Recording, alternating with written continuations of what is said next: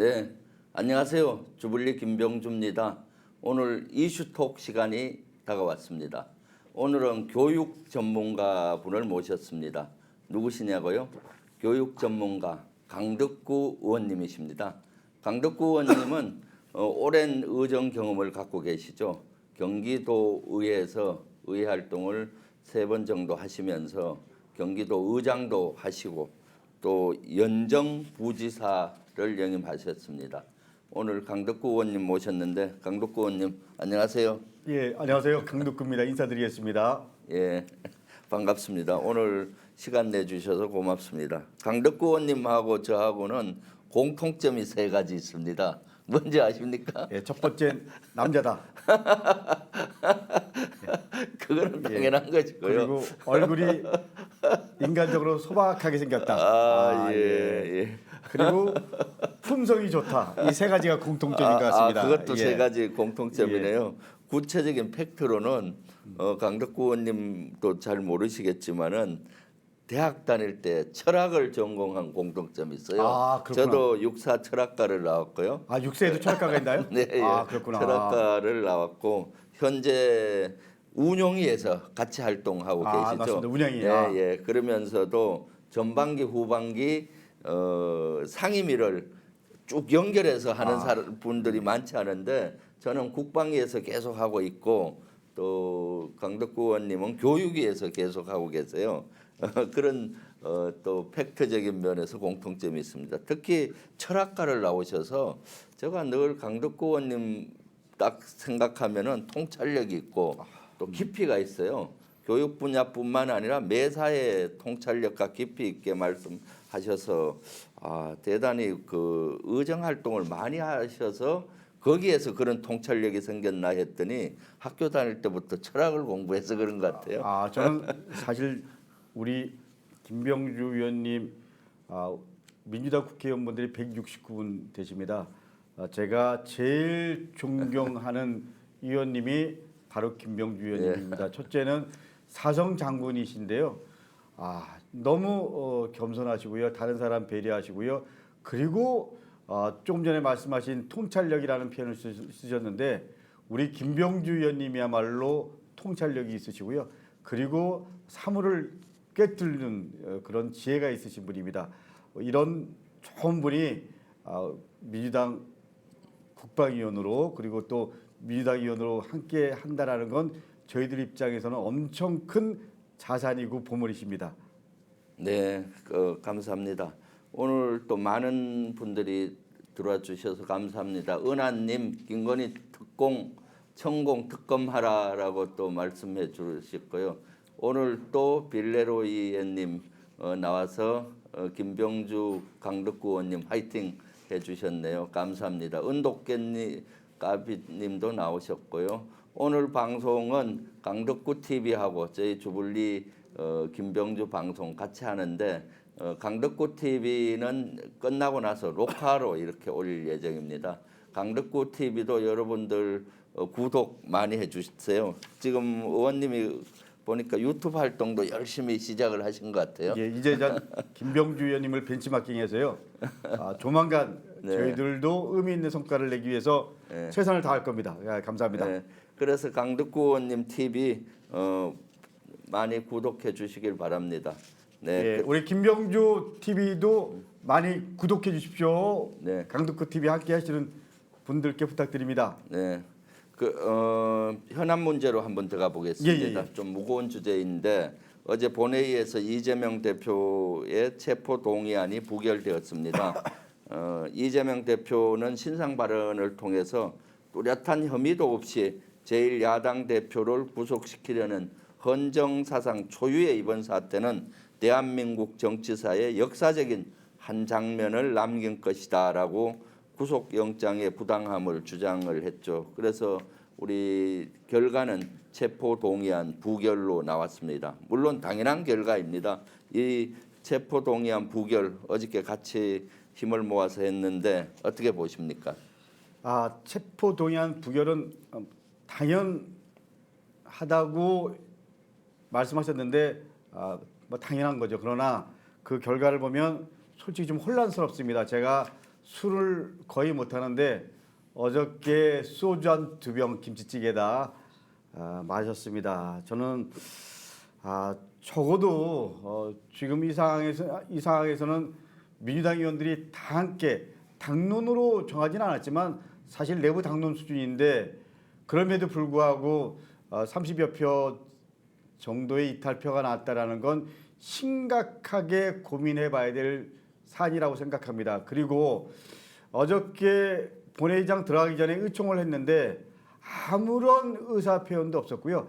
그 전에 소위 뭐 비명계의원이라고 하시는 분들은 좀 제가 유심히 봤는데 다 이번 체포동의안 이 부분은 부결해야 된다. 이렇게 이구동성으로 말씀하셨습니다. 어저께 제가 밤에 그리고 오늘 아침에 들은 얘기는 심지어는 어떤 의원들은 나 체포동의안 가결 안 했다, 부결시켰다 이렇게 문자를 해당 지역의 우리 당 당원들한테 보냈다고 합니다. 저는 오히려 내가 왜 체포동의안 가결했는지 이런 좀 자기 입장을 솔직하게 얘기하고 그리고 이런 부분 관련해서 토론도 하고 그런 게 오히려 맞지 않나 이런 생각합니다. 그리고 마지막은 어저께는 의원들이 투표를 했지만 마지막은 당원과 국민이 투표하는 겁니다. 당원과 국민 입장에서 그리고 역사 입장에서 저는 우리 선출직 의원들이 고민하고 판단해야 된다고 생각합니다. 네, 저도 어제 결과를 보고 너무나 아쉽고 대단히 충격적이었어요. 사실 우리는 압도적으로 부결을 할 걸로 저는 예상했고 이탈표가 생긴데도 뭐 한 5표 정도 그건 개인의 의사에 따라서 생기지 않을까 생각했는데 30여 표가 좀 이탈한 걸로 보이잖아요. 물론 뭐 한 15표 정도는 아예 완전히 이탈한 거고 나머지는 이제 소극적인 이런 주장을 한 거죠. 기권을 했다든가 무효표를 던져서 소극적으로 부결에 동참한 그런 모습들이 아쉽고 좀 충격적이었어요. 앞으로 우리 당이 사실은 뭉치면 살고 분열하면은 죽는데 이런 기미가 보여서 아쉬운 점이 있고 앞으로 강 의원님과 제가 더 우리 의원님들과 소통하면서 이재명을 지켜내고 또 야당 탄압 윤석열 정부로부터 이루어지고 있는 야당 탄압을 지켜야 되겠다라는 결의가 더 생기더라고요. 어제 저는. 그래서 뭐 어쨌거나 부결이 됐고 부결은 이제 국민의 뜻이라고 봅니다. 그러니까 그동안 검사들이 윤석열 정부에서 검찰공화국을 완성해가고 있잖아요. 그런 검사들이 제대로 된 증거 없이 했던 것을 반증했다고 봅니다. 네. 특히 우리 강덕구 의원님은 지난주 토요일 날 검찰 규탄 촛불 집회에 가서 막 열변을 토하는 장면을 저도 유튜브를 통해서 봤어요. 그리고 또 어저께 사실 본회의가 열리기 전에 2시에 우리 의총을 했었잖아요. 그때 의원들 시간이 부족해서 자유 발언을 못했는데 시간이 없는데도 불구하고 강덕구 의원님이 나가서 이재명 대표의 체표 동의안에 대한 부당성 그래서 부결을 해달라고 간곡히 말씀하시고 해서 누구보다도 이렇게 감회가 새롭고 어제 속상해서 소주까지 마셨다고 하는데 광화문 집회 나가 보니까 분위기 어땠습니까? 저는 편하게 말씀드리면 지난 토요일 날 광화문 집회 나갔고요. 그 전에 서초 집회도 갔습니다. 그 집회에서 만난 여러분들이 저한테 이런 말씀하시더라고요. 단순히 이재명 대표를 지키기 위해서 이 자리에 온 것이 아니다. 절박한 마음으로 민주주의를 지키기 위해서 왔다. 여러분들 민주주의를 지켜달라 이런 말씀을 하시더라고요. 저는 그 말씀이 참 가슴에 와닿습니다. 사실은 이번 체포동의안 같은 경우도 마찬가지입니다. 마찬가지입니다. 저는 이재명 대표로 상징되는 민주 세력과 그리고 윤석열 한동훈으로 상징되는 검찰 세력과의 싸움이란 표현을 쓰면 뭐하지만 이런 이 구도 속에서 체포동의안이 어떻게 되냐에 따라서 민주 시민 세력이 나름대로 새로운 길들을 열어가냐, 아니면 윤석열, 한동훈 포함한 검찰 세력들이 그야말로 공고하게 자리를 잡아가냐, 뭐 이런 입장에서 우리 강화문 촛불 집회도 그렇고 그리고 제가 서초동에서 만난 분들도 그렇고 어떻게 하든지 꺼져가는 민주 진영이 다시 힘을 모으기 위해서 이 자리에 왔다고 말씀하시는 것처럼 저희들도 그 마음으로 국정에 임해야 된다고 생각합니다. 네, 우리 시청자분들도 많이 속이 상했던 것 같아요. 이동원님 아유 속상해라고 표현해 주셨는데 저희 마음과 같은 것 같습니다. 꽃길모라님 민사고도 부모 찬스, 이것은 아마 정순신에 관계된 얘기 같고요. 진천님 안녕하세요. 나와주셔서 감사합니다. 실제 우리 오늘 강덕구 의원님을 특별히 모신 것은 이번 주 가장 큰 이슈가 정순신 국가수사본부장의 임명됐다가 아들 학폭 문제로 낙마됐던 사건이에요. 교육 분야 전문가로서 학폭 문제에 대해서 오랜 관심을 갖고 계셨잖아요. 2월 24일 금요일 날 정순신 전 검사, 현재 변호사조를 경찰청의 국가수사본부장으로 임명했다가 임명 발표 28시간 만인 하루도 채 안 돼서 25일 날 토요일 날 사임을 했고, 그 사임한 원인이 아들의 학폭 문제가 불거졌어요. 그래서 정순신도 국가수사본부장 지원을 철회한다. 가족 모두 두고 반송하면서 살겠다라는 반응이었고, 대통령실에서는 인사검증에 한계가 있었음을 인정한다라고 했는데 이 사건 총체적으로 어떻게 보고 있습니까? 결론적으로 보면은 전형적인 아빠 찬스의 한 사례죠. 예. 뭐 좀 이 개요를 좀 잠깐 설명드릴까요? 그거는 뒤에 가서 얘기하시고요. 그럴까요? 예. 아빠 찬스의 사례고 사실 검찰들이 직구 챙기기 뭐 여러 가지가 있잖아요. 저는 사실 처음에 불거진 것이 국가수사본부장에 경찰 출신이 아니라 검사 출신을 임명한 거였어요. 그때 경찰들의 게시판에서는 이제 검찰공화국이 완성된다라고 반응을 했고, 저도 경찰 몇 분들하고 전화하니까 그 지점을 대단히 분노하는 지점이더라고요. 국가수사본부장은 실제 경찰청 산하에 있고 경찰들이 하는 것이 관례인데 거기에도 검사 출신을 임명했고, 그것도 아는 사람, 윤석열 대통령과 안동훈이 아는 사람을 임명한 그것이 큰 문제인데 그것부터 한번 짚고 넘어가죠. 언론에서는 사실 이것이 임명한 것을 사임함으로써 더 이상 조명을 안 하고 있는데 거기에 대해서는 어떻게 생각하고 있습니까? 그 국가수사본부장이라는 자리가 말씀하신 대로 뭐 경찰청 직제 안에 있지만 그 국가수사본부 이게 수사를 총괄해서 책임지는 자리입니다. 그런데 문재인 정부부터 가장 중요한 검찰과 경찰의 관계는 어쨌거나 좀 검경 수사권 독립 이 부분 갖고 이 큰 틀의 기조를 유지했는데 국가수사본부장을 검사 출신으로 임명한다라는 것은 경찰을 우리 검찰에서 장악하겠다. 그리고 또 두 번째로는 이상민 행안부 장관이 경찰국을 행안부 내에 만들었잖아요. 그러니까 그것도 예를 들면 이재잔 경찰도 행안부가 장악하겠다. 그러니까 경찰국과 국가수사본부가 다 대통령 직속 라인들이 장악을 하겠다라는 건 검경 수사권 조정 포함해서 검찰과 이 경찰의 적절한 긴장 관계 이런 것들이 완전히 끝나고 경찰이 검찰 산하 조직이 되는 거죠. 그렇죠. 대단히 불행한 권력이라는 게 적절하게 견제하고 적절하게 분산할 수 있는 시스템이 돼야 되는데 이게 검찰 밑에 경찰이 들어간다라는 거는 어떻게 보면 역사의 퇴행입니다.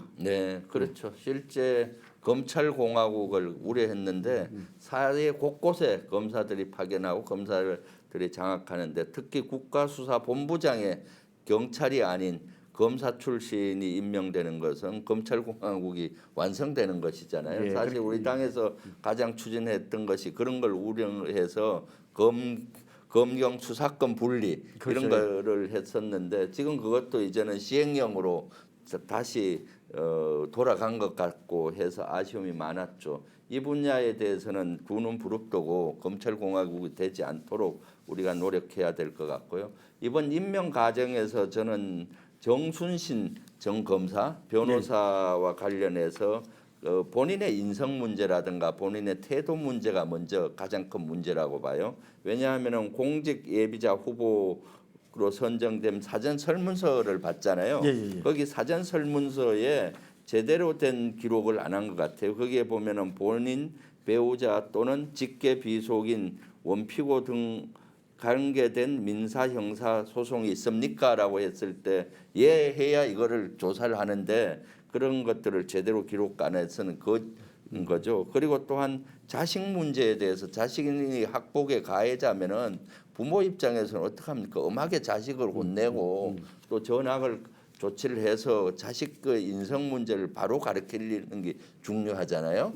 그걸 어떻게든 엄호하고 소송으로 끌고 가고 이렇게 해서 아무리 인성이 안 갖춘 상태에서 좋은 대학을 가면 뭐 하겠습니까? 이런 부모의 자세나 공직자의 자세, 이런 공직 예비 후보자 사전 설문서도 제대로 작성하지 않는 이러한 것들에 대해서 문제가 있다고 생각하는데 우리 의원님 보기엔 어떻습니까? 그러니까 뭐 소송 중인 게 있냐 이런 부분도 중요하지만 학폭 관련해서는 거의 인사 자료에 없는 거로 저희들이 알고 있습니다. 그러니까 저희들이 이번에 법안을 좀 내서 인사 관련해서 학폭에 관련된 부분들을 당연히 예를 들면 넣는 걸로 하고 그리고 또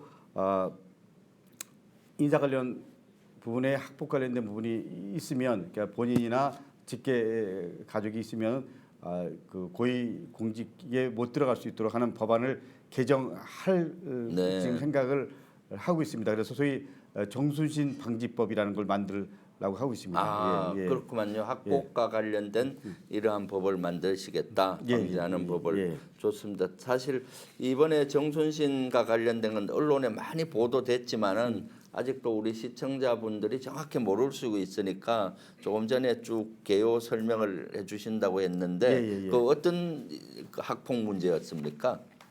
그 정순신 아들이 학폭 관련된 문제 있잖아요.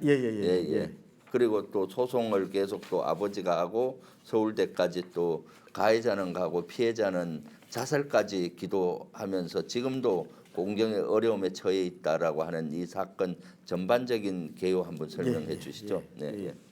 그 좀 전에 말씀드렸지만은 국가수사본부장으로 정순신 씨가 임명됐습니다. 근데 정순신 씨 아들이 2017년도에 강원도의 그 우리나라에서 가장 유명한 소위 말하는 자사고에 입학을 하면서 1년 동안 동급생에게 언어 폭력을 가합니다. 예를 들면 뭐 돼지 뭐뭐, 빨갱이 뭐뭐, 넌 돼지라서 냄새가 난다는 등 도저히 담기 어려운 말들을 합니다. 그래서 우리 이 학교에서 이 아이에게 전학 조치를 취합니다. 근데 이 정순 씨가 전학 조치에 불복해서 소송을 걸게 됩니다. 그래서 대법원까지 가게 되죠.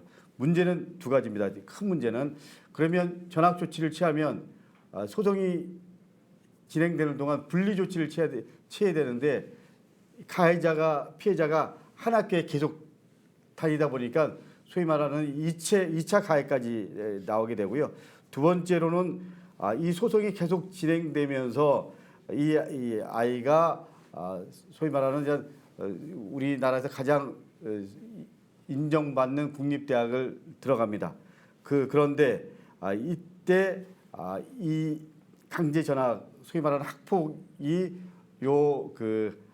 대학에 들어가는 자료에는 들어가 있지 않은 걸로 저희가 판명됐습니다. 그러니까 네. 아빠 찬스를 이용한 전형적인 사례라고 말씀드릴 수 있습니다. 네, 그렇죠. 그 사실 자사고 들어간 것도 아빠 찬스였는지 확인해 봐야 될 것 같고, 서울대 그 유명대에 들어갈 때 정시로 들어갔다고 하는데 수능 점수에다가 사실은 학폭 문제가 있으면 마이너스 점수를 준다고 하는데 예. 그것도 아빠 찬스가 개입돼 있는지 그런 걸 좀 따져볼 필요가 있지 않나 하는 생각이 드는데요.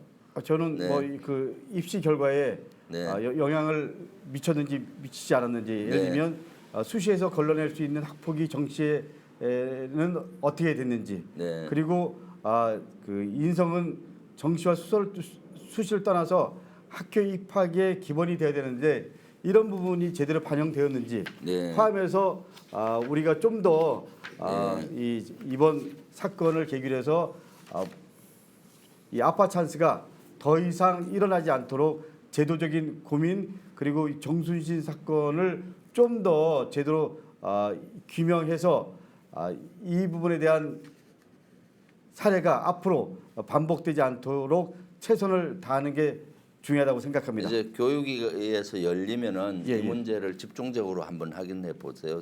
예를 들어서 정시 입학을 했잖아요. 예. 했는데 수능 위주로 정시 입학을 하는데 그럼에도 불구하고 학폭 문제나 생활기록부 이런 것들이 있으면 마이너스 점수를 준다고는 나오더라고요. 언론에 서울대, 보니까. 예. 네, 그러니까 그런 것들도 한번 따져서 한번 봐주시면 좋을 것 같고요.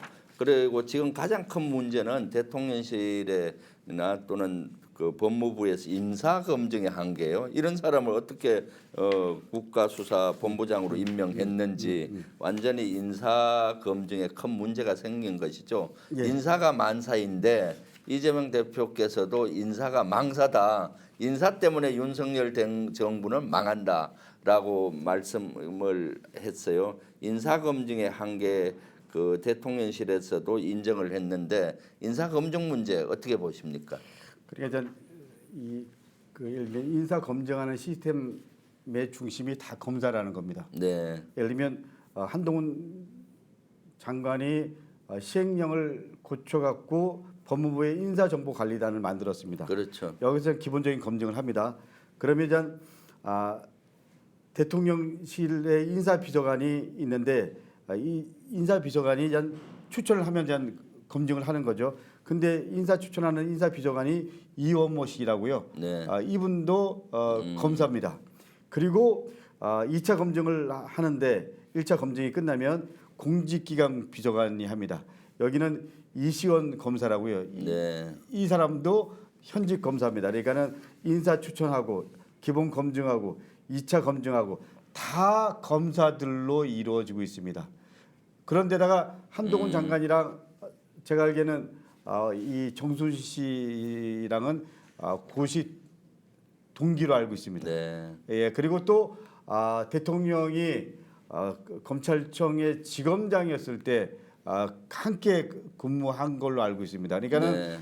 대통령이 학폭 정순신 씨 아들 문제를 몰랐다고 얘기하는 거는 상식적으로 동의가 안 됩니다. 네, 그렇죠. 이번 인사 검증의 실패는 큰 실패라고 봐요. 인사가 망사였다라고 보는데 왜냐하면 저는 이것이 세 군데에서 이루어졌잖아요. 사실 검찰청장도 추천하는데 대략적인 검증을 해야 되는 것이고 그 다음에 법무부에서 인사정보관리단에서 검증을 했는데 거기에서 제대로 된 검증을 하지 않았고 대통령실에서도 공직기강 비서관실이라든가 대통령실 내 여러 가지 해야 되는 그런 기능들이 있는데 그걸 제대로 하지 못했잖아요. 그러니까 세 군데 다 검사 출신이니까 제대로 안 하고 봐주기식으로 한 것이 아니냐. 이러다 보니까 인사 참사가 일어난 것이죠. 그중에 그러면은 그것을 인정을 하고 잘못했다고 하고 사과를 하고 누군가 책임을 져야 되는데 지금 그런 형태를 보이지 않고 있어요. 특히 법무부 장관 같은 경우는 이것은 개인 사생활 문제고 본인 문제가 아니라 아들 문제이기 때문에 이것을 확인하는데 한계가 있었다라고는 식으로 얘기를 하고 있는데 그것은 말이 안 되죠. 언론에서는 바로 나왔잖아요. 예. 그리고 사실은 이것은 그 당시 방송에서도 나왔던 걸로 알고 있는데 언론에 그러면은 그 당시 실명은 나오지 않았더라도 아버지가 검사고 유명 검사란 게 나왔기 때문에 이미 검찰 내에서는 다 알만한 사건인데도 덮어주기식 아니냐라고 보는데 그건 어떻게 보세요? 아니 뭐 예. 인사 검증의 가장 기초인 어떻게 보면 정순신 한번 두들겨 보면 이 기사가 다 나오는 거죠. 네. 그러니까 그게 말이 안 되는 거죠. 네. 예. 그리고 이런 얘기를 해도 될지 모르겠지만 조국 전 법무장관 딸 같은 경우도 보면 이 편 비교해 보십시오. 여기가 어떻게 보면 훨씬 더 심하다고 볼 수 있는 거 아닌가요? 네. 예. 그렇죠. 근데 그걸로 인해서 조국 교수 부인 지금 교도소에 있죠. 그리고 조국 교수 지금 재판 진행 중이죠. 그리고 조국 교수 딸 지금 상황이 어떻습니까? 근데 네. 그 조국 교수 딸은 그렇게 가혹하게 별건 수사까지 해서 온갖 찾을 것 다 샅샅이 뒤지면서 여기는 예를 들면 몰랐다, 뭐 예를 들면 개인 문제다 이렇게 이해하는 게 이게 맞나요? 네, 그렇죠. 누군가는 이제는 책임을 져야 된다고 봅니다. 경찰청장도 12구 이태원 참사에서도 책임을 면했는데 또 이러한 인사 참사, 인사 추천자로서 책임을 져야 될 것 같고 한동훈 장관도 이번에 새로 만든 인사정보관리단이 부실 운영이 됐잖아요. 거기에 대한 책임을 져야 될 것 같고 대통령도 마찬가지입니다. 인사가 만사인데 자기 아는 사람 위주로 이렇게 쓰다 보니까 이런 참사가 일어났는데 대통령은 진정어린 사과를 해야 될 것이라고 봅니다. 예, 그러니까 사실 네. 이 문재인 정부 포함해서 그전 정권들은 다 민정수석이라는 자리가 네, 있었습니다. 예. 네. 민정수석에서 1차 검증을 하는데 그 역할을 법무부 인사정보관리단이 하는 거잖아요. 네. 그러면 만약에 이 정도였으면 민정수석 해임 네. 거론이 됐을 겁니다. 그러니까 이건 저는 한동훈 장관이 당연히 사과해야 되는 거고요. 대통령 입장에서도 법무부 장관 포함해서 이 부분에 대해서 심각한 나름대로 좀 내부 기강 차원에서 고민을 해야 되는데 아무도 사과하는 사람이 없고요. 아무도 책임지는 사람이 없습니다. 이게 윤석열 정권의 실체입니다. 네, 무책임 정부죠. 무능 무책임 정부. 사실 이번에 정순식 변호사 자녀의 학폭 문제가 불거지면서 지금 이 파장이 점점 커지고 있어요. 최근에 저는 더 글로리라는 드라마를 보면서 학폭 문제에 대한 심각성을 다시 재인식했고 우리 국민들도 많이 인식을 했잖아요. 그래서 최근 교육부에서는 개학을 앞두고 새 학기 안전한 학교 추진 방안을 발표하면서 학교 폭력 조기 감지를 위해 학교, 경찰서, 유관기관 등 공공 대응 체계를 강화하고 등하교 시간대 학생 안전 확보를 위해 3월 중에 합동 점검을 실시하겠다라고 하는데 교육 전문가이고 또 이 분야에 오랜 관심을 가진 우리 의원님으로서 어떻게 보십니까? 저는 나름대로 뭐 의미 있는 건데 가장 중요한 거는 저는 좀 학교가 어떻게 하면 서로가 서로를 좀 배려하고요. 그리고 아빠 찬스나 부모님의 그 여러 가지 경제력이라든지 그리고 사회적 지위 상관없이 아이들이 공정을 담보로 성장할 수 있는 그런 토대를 만들 것인가 이런 부분이 가장 중요하다고 생각합니다. 네, 3월 중에 아마 교육위 전체회의도 한번 열겠죠. 그러면 이 문제를 집중적으로 좀 의원님이 다루어 주시고 또 관련 법안도 지금 뭐 발의 중에 계시다고 하니까 학폭 문제 건절 지금까지 의원님이 많은 관심을 가져 주셨는데 앞으로 또 기대가 큽니다. 예, 알겠습니다. 예.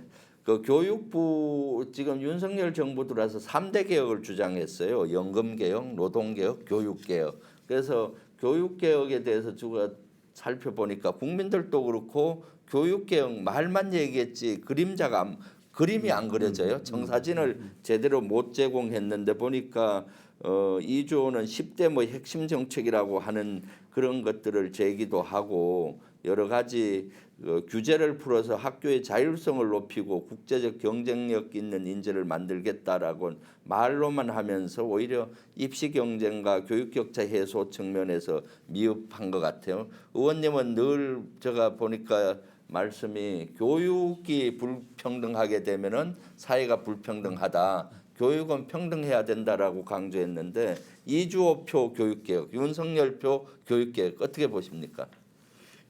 저는 뭐 두 가지라고 생각합니다. 첫 번째는 우리 그 학생들을 산업여군으로 보는 거. 네. 그러니까 그 우리 학생들이 산업 인력으로서 역할을 잘할 수 있도록 교육해야 된다. 이게 첫 번째인 것 같고요. 그리고 이제 두 번째는 이 교육 경쟁력이라는 부분에서 수월성 교육을 강화하는 쪽으로 가는 것.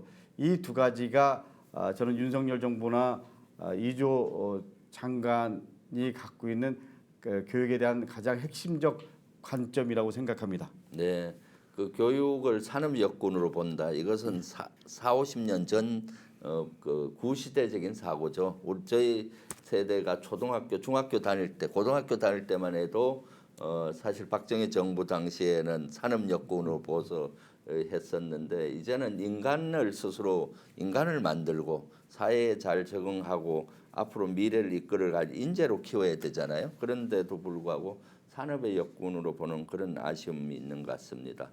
여기에다가 이주호 그 교육부 장관은 또 가관인 것이 현직 검사를 보좌관으로 채용을 했다라고 해요. 현직 검사를 도대체 교육부에 보니까 자료를 제가 보니까 이미 교육부에는 법률을 자문할 수 있는 자문단이 있더라고요. 변호사 7명, 법학박사 21명에서 총 28명으로 된 자문단도 있고 하는데 현직 검사를 보좌관으로 채용했다는 것 저는 도저히 이해가 안 가는데 어떻습니까? 뭐 저도 지난번 그 업무 보고 때 이 부분에 대해서 다시 한번 좀 질문을 했는데요.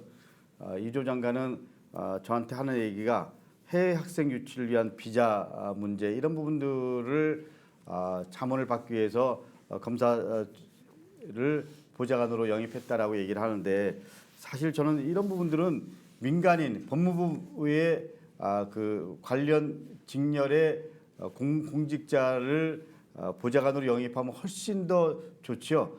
우리 그 검사들은 소송이라든지 뭐 이런 부분들에 대해서 그 역할을 할 수는 있어도 교육과 관련된 부분 또 우리 그 해외 학생 유치를 위한 부분들은 영역이 완전히 좀 다르다라고 생각을 합니다. 그러니까는 저는 금융감독위원장이라든지 또 예를 들면 국정원의 그 기조실장이라든지 국가 주요 기관에 다 검사들이 파견 가서 검사들이 주요 역할들을 하고 있는데 말은 보좌관이지만 예를 들면 검찰청과의 어떤 여러 가지 그 현안 공유라든지 또 대통령실과의 현안 공유라든지 이런 부분들이 검사 네트워크를 통해서 이루어지지 않냐 뭐 이런 의구심이 생깁니다. 네, 예. 윤석열 대통령 검찰공화국의 한 축이다. 형태라고 보여지죠. 뭐 교육까지 장악하려고 하는 의도일 수도 있고 아니면 이조 장관이 알아서 기는 그런 형태일 수도 있어 보여요. 제가 봐도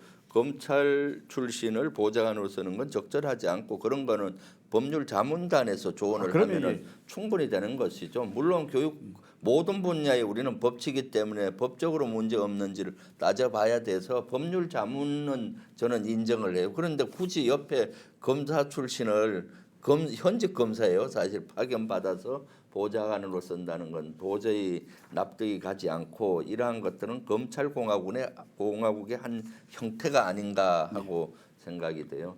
최근에 보니까 그 교육위에서 가장 큰 이슈가 학자금 무이자 대출법이더라고요.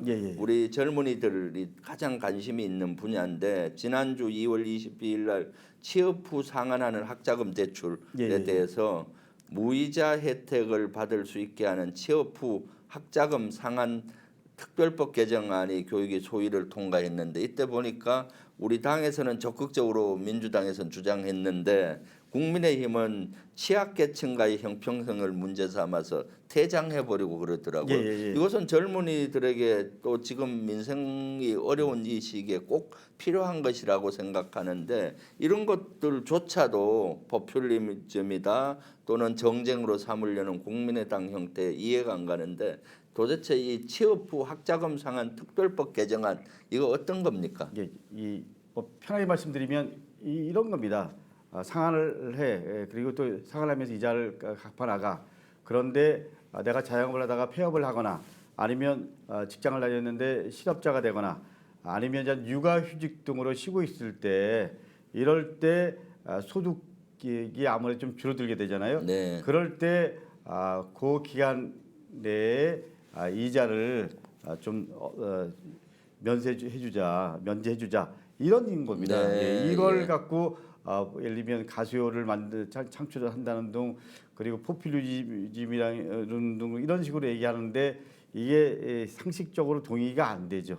그러니까 학자금 대출을 받고 자기가 바로 직장을 얻으면은 그 상환해 가면 되는데 직장도 없이 있을 때는 이자를 감면해 주자 그거 아닙니까? 그렇죠. 직장을 다녔는데 어느 날 내가 실업자가 됐어. 네. 그럴 때 실업자 그 기간 동안 한시적으로 뭐 예를 들면 계속 실업자가 될 때 요건 아니고요. 한시적으로 일정 정도. 그리고 내가 예를 들면 자영업을 했는데 폐업을 하게 됐어. 한시적으로. 내가 육아휴직이야. 그럴 때 한시적으로. 그 기간에 대해서는 이렇게 설정을 안 했지만 그럴 때 좀 이자를 면제해 주자라는 게 이 법의 취지입니다. 네, 이것은 꼭 필요할 것 같습니다. 특히 청년층에서 가장 취약하잖아요. 그럼요. 대학 졸업 마치고 그 직장을 다니다가 또 그만둬서 실직했을 경우라든가 또는 바로 직장을 못 얻었을 경우 이러한 이자가 계속 올라가면은 참 부담스럽지 않습니까? 그러니까 이자 정도만 물지 않게 해주고 면제해 주는 것인데 이것은 꼭 필요할 것 같으니까 우리 의원님이 계속 주도해 왔듯이 꼭 될 수 있게 노력해 주셨으면 좋겠어요. 꼭 젊은이들이 꼭 필요한 것 같습니다. 저는 사실 군대 생활하면서 늘 젊은 층하고 같이 살았잖아요. 청년들이 군에 오면은 참 경제적인 애로를 많이 느껴요. 전역 후에 취업하는 인원도 있고 전역 후에 학교에 복학하는 인원도 있지만은 청년들이 얼마나 그 경제적으로 압박감을 느끼는지 저는 너무나 잘 알고 있습니다. 사실 전역할 때 너무 기쁘잖아요. 근데 의외로 면담을 해보면 기뻐하지 않아요. 왜? 고민이 많거든요. 돈은 없는데 바로 복학을 어떻게 할지 또 집안이 가난한데 취업을 해야 되는데 어떻게 해야 될지 이런 또 학자금을 대출 받았는데 취업 후에 이렇게 갚아 나가다 보면은 별로 그 저축할 수가 없잖아요. 그런 고민들이 젊은이들에게 너무 많은 겁니다. 그래서 이것은 저도 국방위에 와서 젊은이들에게 좀 더 군 복무하는 젊은이들에게 이자를 우대하는 법을 작년에 발의해서 통과시킨 바가 있어요. 시중보다 1, 2%더 국가가 보존해 주게 그런 노력. 사실은 1, 2% 적은 것 같지만은 젊은이들에게 너무나 큰 수치입니다. 그렇기 때문에 이것은 의원님이 꼭 해주셨으면 좋겠다는 생각이 들고요. 지금 의원님 지난번에 보니까 기자회견할 때 저도 인상 깊게 봤던 것이 교육전문대학원 도입에 대해서 여러 가지 문제가 있다라는 기자회견을 하셨더라고요. 지금 이주호 교육부 장관이 내거는 것이 교육전문대학을 도입을 해서 전문성과 뭐 현장 이해도를 갖춘 예비교사를 양성하겠다라고 얘기했는데 의원님은 설문조사까지 아주 많이 하면서 반박을 탁 하신 기자회견을 보고 인상 깊었는데 이것은 교육전문대학교 무슨 문제가 있는 겁니까? 이 교육전문대학원이 교대랑 사대를 통합해서 교대는 예를 들면 초등교사를 양성하는 기관이고요. 사대는 중등교사를 양성하는 기관인데 이 교대와 사대를 통합해서 교육전문대학원을 만들겠다고 그리고 이제 6년제로 하겠다라는 건데 그러면 현재 교대와 사대에 대한 부분을 어떻게 하냐 이 부분에 대한 사회적 논의도 없었고요. 그리고 교원 양성 시스템이 이렇게 간다면 교원 임용 방식을 어떻게 할 거냐. 근데 이제 여기서는 예를 들면 졸업을 하면 바로 예를 들면 1급 교사 자격증을 주고 임용 교사를 면제해 준다고 하는데 그 우리 선생님들한테 설문조사를 해보니까 70한 2, 3% 정도가 이 안에 대해서 반대를 하는 걸로 나타났습니다. 그러니까 이게 사실은 이주호 장관이 이명박 정권 때도 장관을 지냈는데 그때도 소위 말하는 교육전문대학원 교전원 관련해서 설립하겠다고 했지만 결국 무산되고 말았습니다. 그러니까 이주호 장관이 여러 가지 그 소위 좀 이렇게 하겠다 던지는 건 많은데 현장에 있는 교사분들이나 아니면 우리 학부모님들이나 아니면 교육 전문가들과 좀 구체적인 논의를 하면서 입장을 정리하고 정책을 발표하는 게 맞는데 그런 과정 없이 정책만 발표하고 실제로 구체적으로 뭔가 하겠다라는 것도 없다 보니까 상당히 그 일선에서는 10년, 11년 전에 2조의 반복이라고 걱정을 하고 우려하는 사람들이 많습니다. 네, 그러니까 교대를 나오고 사대를 나와서 지금은 교사로 임용이 되잖아요. 예. 그럼 앞으로는 이대로 간다면은 교대 사대를 하면 교사로 임명이 안 되는 겁니까? 교대 사대가 전 없어지는 거죠. 없어지고 그럼 6년제로 해서 교사가 되려면 6년 교육을 받아야 6년 되는 교육을 거예요? 받아야 되는 거죠. 예. 그리고 이제 네. 1년 실습을 받고 근데 전문가들이 하는 얘기는 그러면 6년 동안 이 교대 사대에서 교전을 만들면 이게 실제로 좋은 교사를 만드는데 도움이 되냐? 그러면서 우리 그 교육부에서는 외국의 사례를 몇 군데 들었는데 6년 한 대학만 사례를 들고요. 네. 미국이라든지 일본이라든지 뭐 싱가포르 이런 데는 또 6년제 시스템이 아닙니다. 네. 예, 그러니까 이런 다양한 사례 속에서 어떻게 우리나라의 가장 좋은 모델이 될 수 있는지 이런 것들에 대한 좀 더 사회적 고민과 합의가 있어야 되는데 그런 과정 없이 그냥 던지고 일단 상황 보고 어떻게 할 건지 이렇게 가는 게 사실 어떻게 보면 정책의 불신을 가져오는 가장 안 좋은 모습이죠. 네. 제가 그 의원님 기자회견을 되게 인상 깊게 봤어요. 이런 걸 통상 반박하는 기자회견을 할 때 자기 생각만 이렇게 얘기하는 경우가 많고 과거 사례만 얘기하는 경우가 많은데 방대한 여론조사를 해서 여론조사 결과를 얘기하면서 팩트로 얘기하는 것이 대단히 인상적이었어요. 그전에도 제가 사실 인상적인 게 있었는데 교육부에서 그 초등학교 그 입학 연령을 낮추려고 했을 때 지금 무산됐잖아요. 그때도 의원님이 기자회견하면서 여론조사 데이터를 제시하면서 이것은 문제 있다라고 얘기했는데 그래서 결국 무산되고 그 당시 교육부 장관도 낙마했잖아요. 그 촉발점이 아마 의원님의 기자회견으로 저는 봤거든요. 맞습니다. 네. 매번 어떻게 그렇게 설문조사를 하시고 그러세요? 근데 이제 모든 정책은 저는 그 데이터를 중심으로 하는 게 맞다라고 생각합니다. 그리고 또 현장과 소통을 하는 게 맞다라고 생각을 합니다. 그래서 저희 의원실은 기본적으로 첫 번째는 데이터를 근거로 한다. 그리고 현장과 소통을 한다. 그걸 기반으로 해서 이 정책에 대해서 방향성에 대한 고민하고 그리고 좀 비판도 하고 동시에 대안도 내놓는다. 뭐 이런 입장을 갖고 하는데 이런 말씀 드려도 될지 모르겠지만 구글링 기법을 하면 비용도 거의 안 들고요. 그렇습니까? 그렇습니다. 훨씬 더 객관적이고 그렇습니다. 네, 저는 매번 이렇게 설문조사 데이터를 내놓으셔서 도대체 후원금을 얼마나 받으시길래 그거 다 돈 아닙니까? 맞습니다. 그래서 그 강덕구 의원님 저는 그런 거 설문조사를 하고 싶어도 사실 후원금이 많지 않아요. 그래서 그러면서도 그렇게 열정적으로 하시는 모습에 제가 참 그 기자회견 하실 때마다 유심히 보고 배워요. 구글링으로 하면 좀 적은 예산으로 할 수 있단 말이죠. 그럼요. 다음에 저희 의원실에서 한번 설명을 드리러 가겠습니다.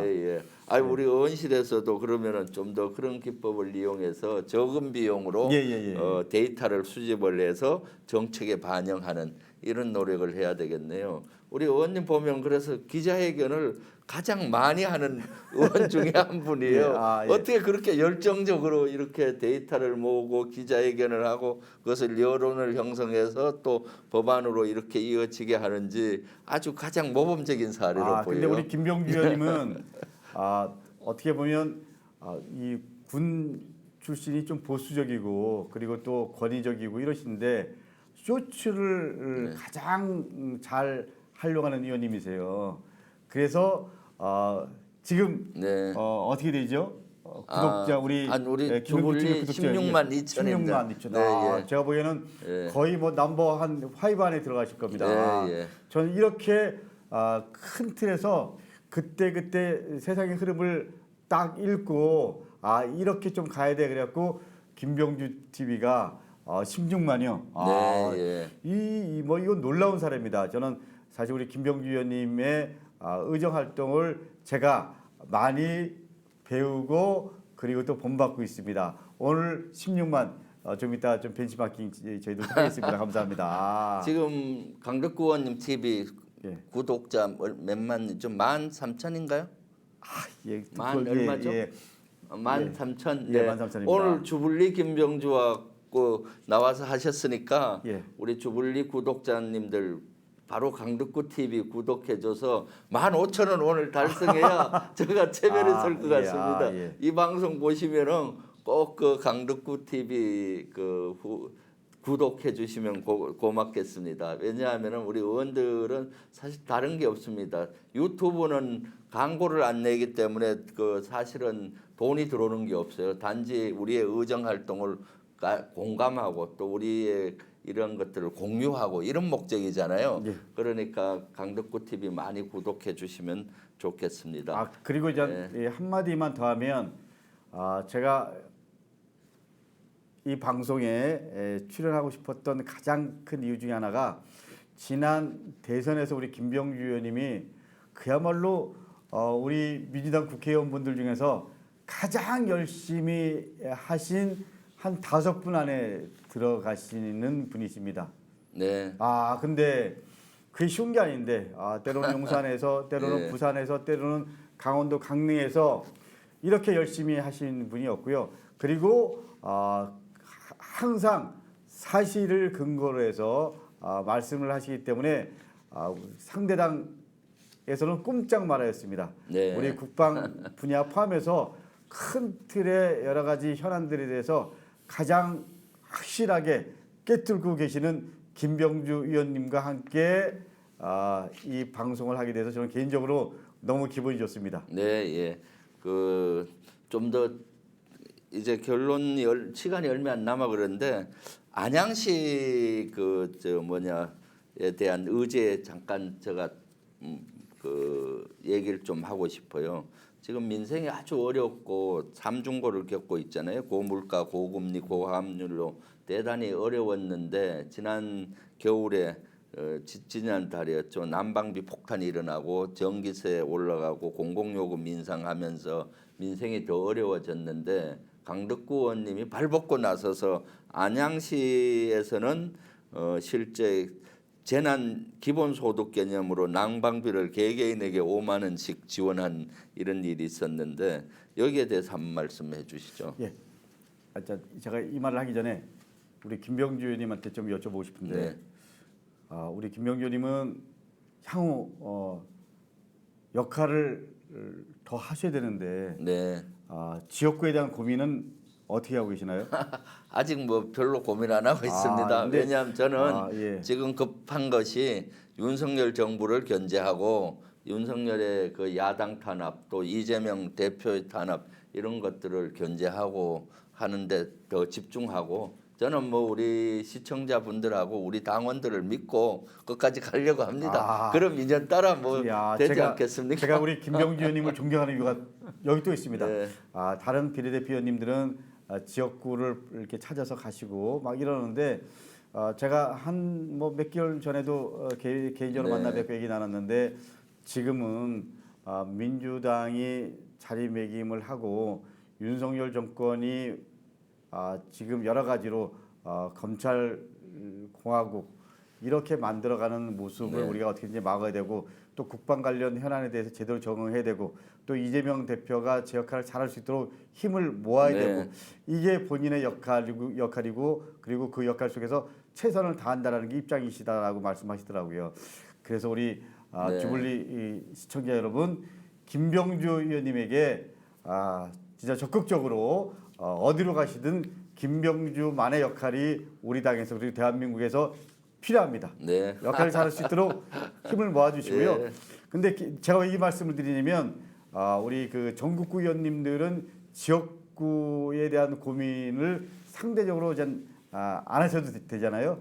근데 저희들은 늘 지역 주민들 그리고 지역에 대한 비전을 고민하게 되는데 이 가스 요금이 오르면서 난방비가 오르고 이러면서 우리 시민들의 삶이 훨씬 더 팍팍해졌습니다. 그래서 최대화 안양시장님이랑 상의를 해서 우리 민병덕 이재정 의원과 함께 상의하면서 재난 취약계층한테 한 1,300가구 대상으로 10만 원씩 그리고 또 재난 기본소득 그래갖고 1인당 5만 원씩 이렇게 지원하는 걸로 하고 3월 초에 재난 기본소득이 나갈 겁니다. 지원금이. 근데 세 가지 이유입니다. 하나는 좀 물가가 오르다 보니까 너무 팍팍해서 현금을 지역화폐로 그래서 좀 지역 경제 활성화 그리고 또 두 번째로는 또 어려운 분들한테 조금이라도 좀 도움이 되게 하는 것 그리고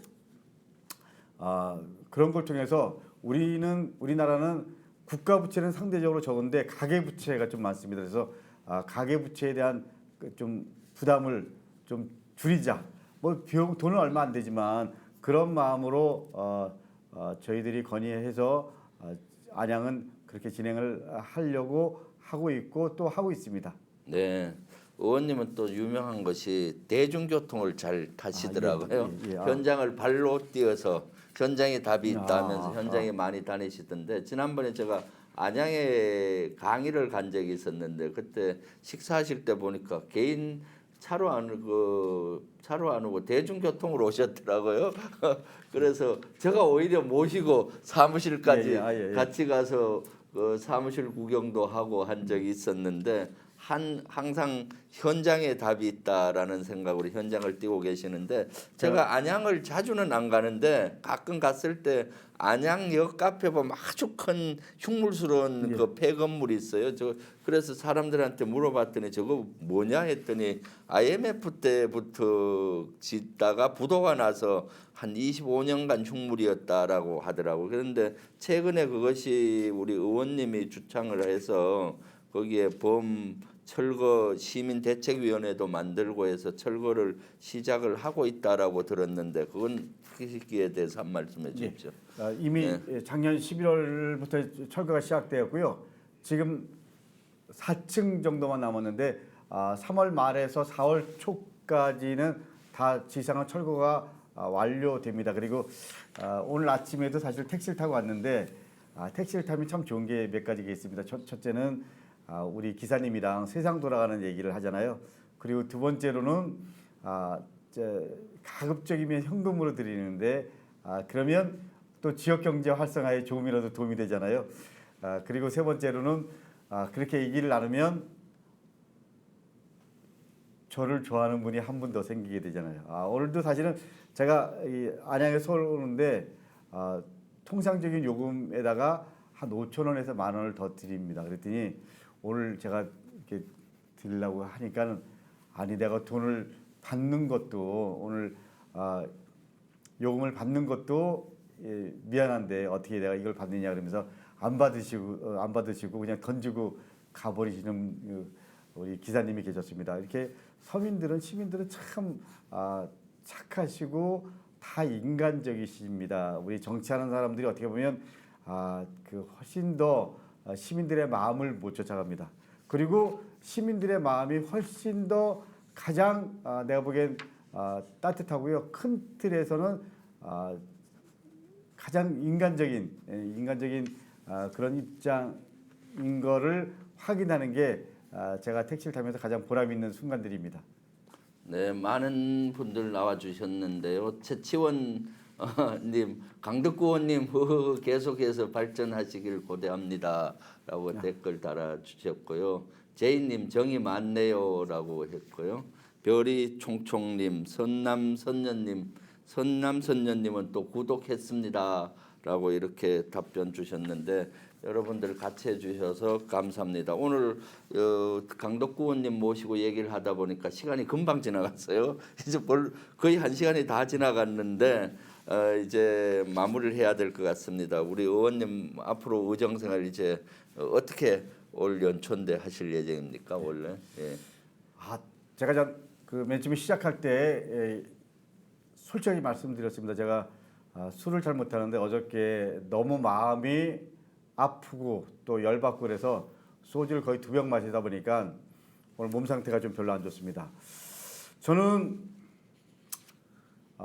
야당으로서 윤석열 정부를 제대로 견제할 수 있는 민주당, 그리고 민생을 챙기는 민주당, 그리고 실력 있는 민주당의 비전을 국민 여러분께 보여드리고 싶고요.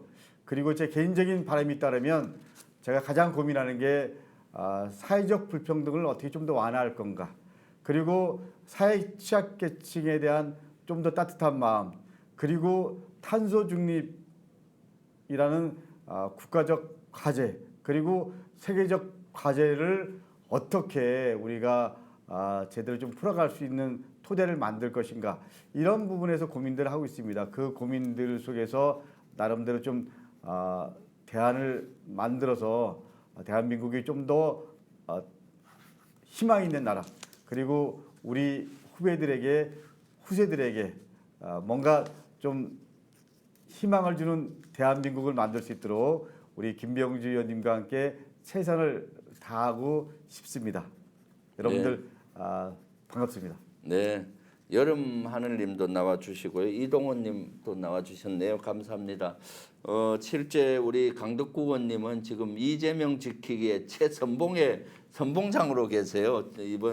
지난 주말에도 촛불 집회에 나가서 막 연설도 하시고 의총에서도 그렇고 방송에서도 이렇게 활동하시는데, 사실 이재명 대표께서 도지사 할 당시 그때 경기도 의원 하면서 의장까지 같이 하셨죠. 그러니까 같이 경기도를 이끌어 가셔서 그런지 몰라도 이재명 대표에 대한 신뢰와 이런 것들이 누구보다도 높고 해서 선봉장 역할을 하시는데, 실제 앞으로도 계속 그렇게 해줄 거라고 저는 생각을 합니다. 앞으로 저와 강덕구 의원님은 이재명 대표를 지키고 또 우리 야당 탄압에